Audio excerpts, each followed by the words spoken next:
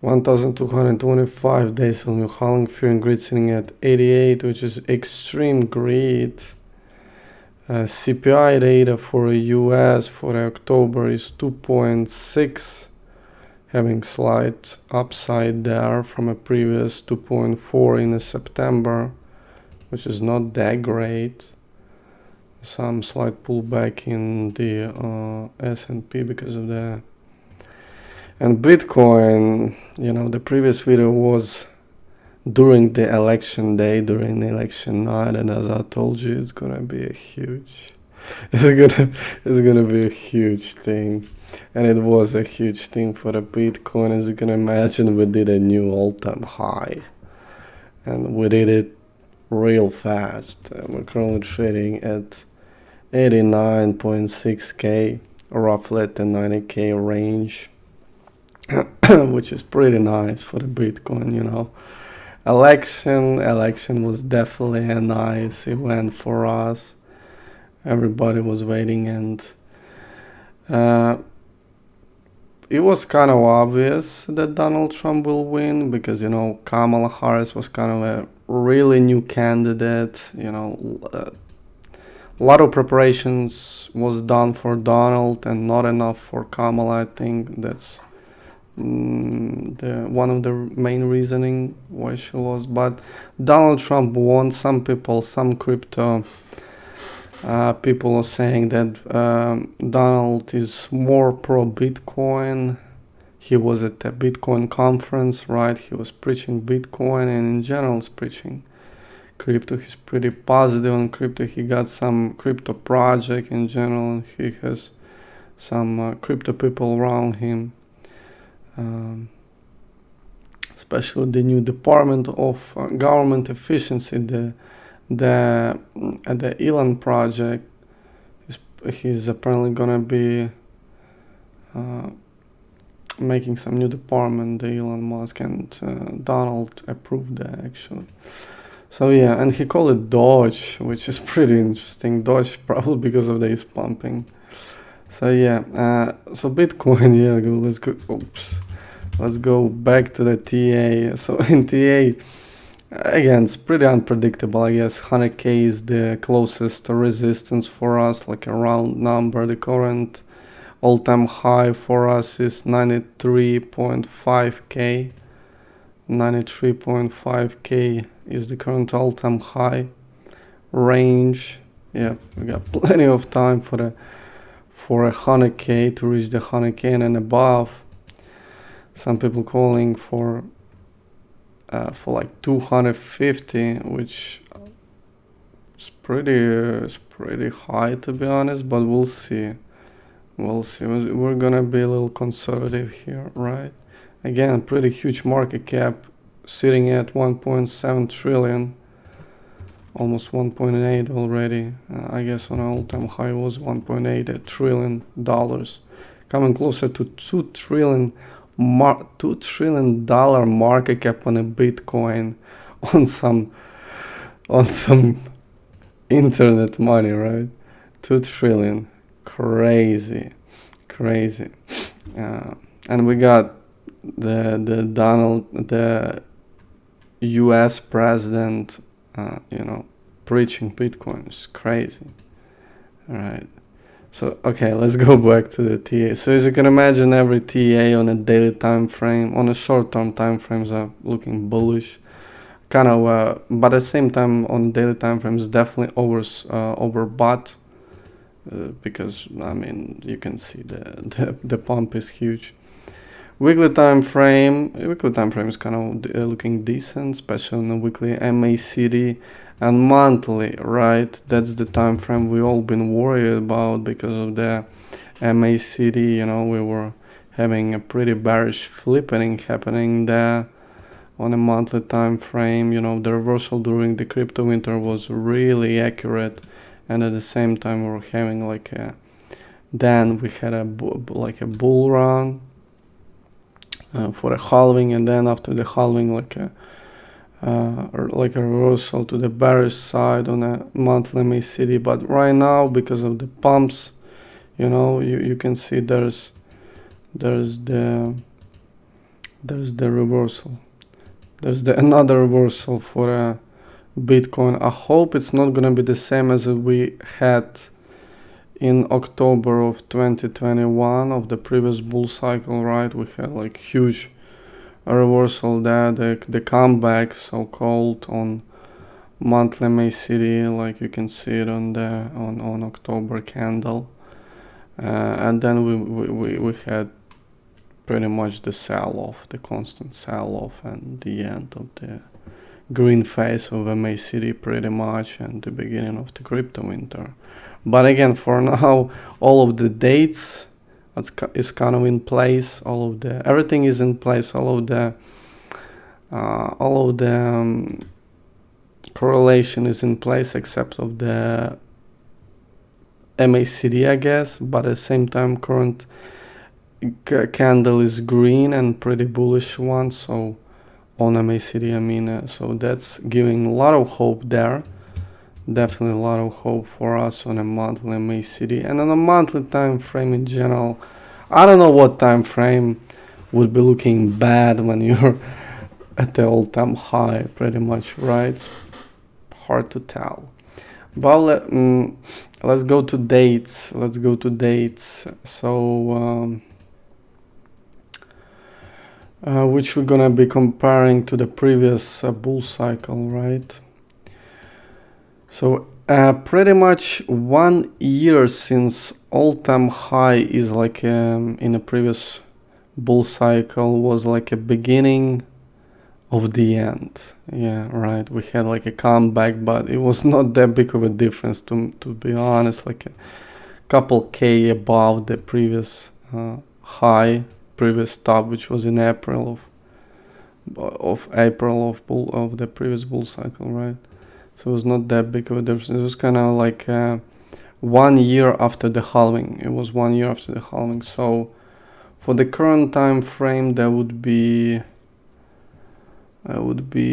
March, right? That would be the March. So actually, I put those sell zones, like the comparison for the previous bull cycle and the beginning of the fall, pretty much the sell-off. And the maximum range would be the September for that, if you're gonna for example take the highest peak, which was November, was previous bull cycle. And if you're gonna look at the 2016-17, it was also like a 500 plus days after the halving to reach the highest peak of the bull cycle. So for that reason, we're gonna take like something average, right? 500 something plus. So that would be September. September should be like the highest point. It may be like, I don't know, maybe like that, but who knows how fast we're gonna be growing, right? Maybe we're gonna be flat for in like a range of 100K, and then we're gonna have some enormous pump and then sell. Who knows? Again, it's I'm just gonna say this: nobody knows. It's just the truth. The only thing that we can have here, like predictions that we can make, is the dates. A lot of people are calling for price targets, but I think in a Bitcoin correlations are pretty good when it comes to the dates, not when it comes to the price targets. But still, you can do some TA, long-term TA, whatever, or whatnot. So yeah, we're also gonna be keeping a look at the TA for just in case, to see what's happening there. But for now, I would say March and September of the next year, that's the kind of a sell zone where you should be taking some profits, right? Again, we're all bullish here, but at the same time we do some swing trades just in case to accumulate extra satoshis, extra bitcoins. So let's go to the S&P. No, I told you before, I'm pretty sure, when I was talking about the inflation data. Yeah, we had the inflation data was 2.6, some pullback because of that on a S&P 500. Gold is continuing to have a pullback after reaching to almost 2.8k, currently sitting at 2.5k range, kind of that. Gold having pullback. Gold is having pullback and Bitcoin is pumping. You know, I think, I forgot what's his name, the Peter Schiff is a little bit mad about this, but whatever. So BTC dominance. The thing that I noticed is when Bitcoin is having some small pullback after, you know, after reaching new all-time high, obviously it's having some small pullback on the next candle. BTC dominance is pumping because of that, you know. During the pullback, people moving from altcoins to the Bitcoins to the much harder crypto. So BTC dominance is currently sitting at 60.8%, which is you can see pretty high. It's pretty high. Not at the range of the previous bull cycle, but still it's pretty high. It's pretty high. And because of that, you know, Ethereum dominance, every other altcoin is pretty much dropping. Ethereum dominance sitting at 13%, below the 2-year low, which is really low. It's really low. And you know, some of the altcoins are pumping a little bit more than expected, I would say. Is obviously Doge, because of, you know, Elon Musk and the new Department of Government Efficiency, which is literally has the name Doge in it. Crazy. The new department would be called Doge. Yeah, but at least that's good that the crypto is old, you know. It's not some new altcoin, right? So it's great that at least that's some old altcoin, because we don't want to have some you know, scams happening that is attached to the government. And also Pepe is probably the biggest crypto that happened in the previous year. So yeah, Pepe is also performing really nicely. So pretty much these two altcoins are on ear, pretty popular when it comes to the altcoins nowadays. The Pepe and Doge. And everything else is pretty much having a sell-off. All of the altcoin dominance is pointing towards the Bitcoin, which is pretty obvious. So yeah, it's pretty much all tea for today. Hoping, I guess, for new all-time high, whatever, the 100k. Again, you can imagine we got plenty of time to reach that range. You know, nothing to be worried about, I think. So let's move to the news. First news coming from US spot Bitcoin ETFs. They technically now owns 1 million Bitcoins, which is huge. You can imagine because of the retail FOMO. Can you already say that it is a FOMO happening? Because of the ETF inflow is huge. And because of the ETF inflow, they forced to buy actual Bitcoin, like legit Bitcoin, because this is like a ETF technically. You're buying shares of ETF, and ETF is buying shares of legit Bitcoin. That's how it works. So also on a news, Pennsylvania state to hold Bitcoin as a reserve asset if new bill is passed. You can imagine after the Donald Trump winning election, a lot of pro-Bitcoin stuff happening on a state level, on a federal level, on all levels, I guess. Also, Trump nominates pro-Bitcoin Congressman Matt Gaetz for Attorney General. Okay. 1.4 trillion Teachers Insurance and Annuity Association, which holds like 1.4 trillion market cap. That's the valuation of these companies. Reports holding Bitcoin through Fidelity ETF. So you can see who's buying through the ETFs. Who's the main buyer is obviously big whales, huge whales, like $1 trillion whales are using ETFs to legally buy Bitcoin, right? So you can see the reasoning why there is such a big ownership of Bitcoin through the ETFs. Also, that's the last news, which I think is pretty nice target. Some people calling for 250. I think that's a little high, but still, again, market cap is huge. Almost on 100K, we should be reaching like 2 trillion. So, market cap is huge. Hard to move that type of money. It's hard to move that kind of a money. So 180K is the price target from 1Ek, saying the head of digital. So let's hear it. It's on CNBC, I'm pretty sure. Price of Bitcoin briefly hitting the $93,000 level before pulling back. It's up more than 150% this year. Let's talk about the crypto market and bring in Matthew Siegel, head of digital assets research at VanEck.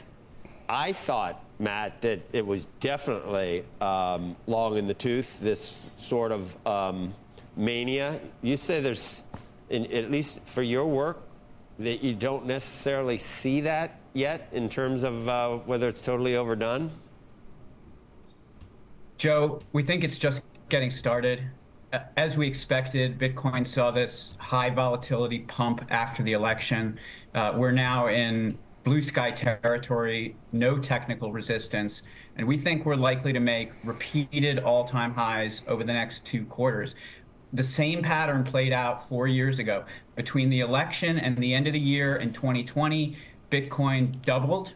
There were about 10% corrections, so it's not going to be a straight line, but we're up 30% so far, and a number of indicators that we track are still flashing green for this rally to continue. This is a state change in terms of government support. Look at this cabinet, the VP, Attorney General, Director of Defense, National Security Advisor, possibly even the Secretary of Treasury being pro-Bitcoin. That's not including Elon and Vivek.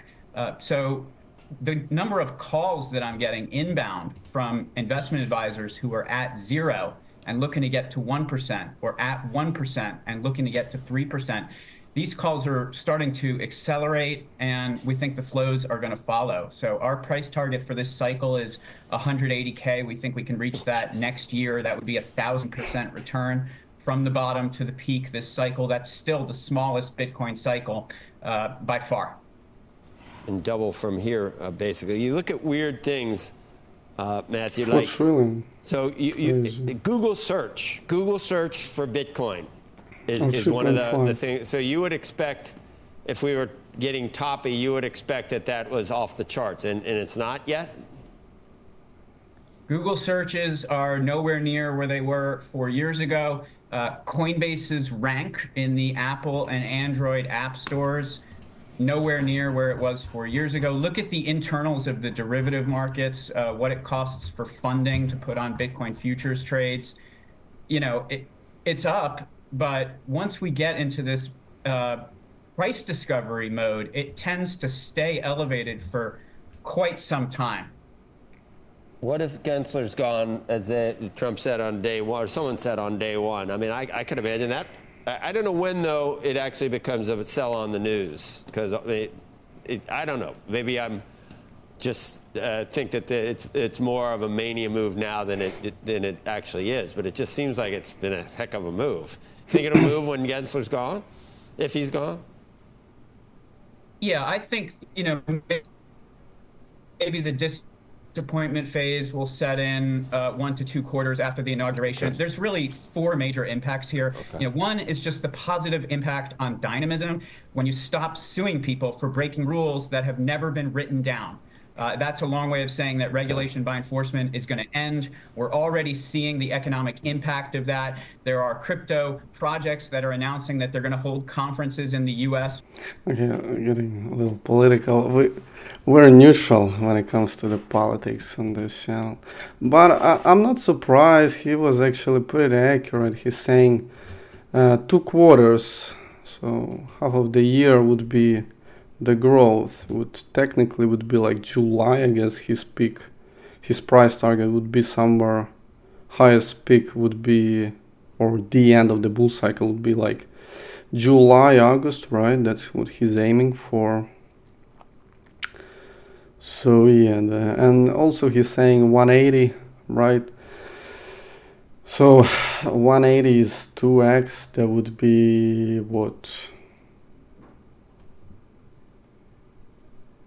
Yeah, it would be 3.5 trillion. 3.5 trillion market cap. Man, this is huge for a Bitcoin. So yeah, that's pretty good price targets, pretty good words. So yeah, hoping for the same price target. I don't mind 180. I don't mind above it. But again, that's we need to see what's gonna be happening, how exactly it's gonna be growing. Because you know, in the 2016-17, right, that bull cycle, we had a really fast growth there and really fast sell-off. So you had little time left to sell. So you know, but in the previous bull cycle in 2021, it was plenty of time. It was like half of the year of trading at the range of peaks, pretty much. Like if you're gonna take like 60 like 60k range, it was trading at this range for more than half of the year. So you had plenty of time to sell, right, close to the peaks. So here in this current cycle, we'll see what's gonna be the result of it, how exactly it's gonna play out. But again, I'm also would be saying like 2 quarters. Yeah, the middle of March and September range, I guess that would be something to look at.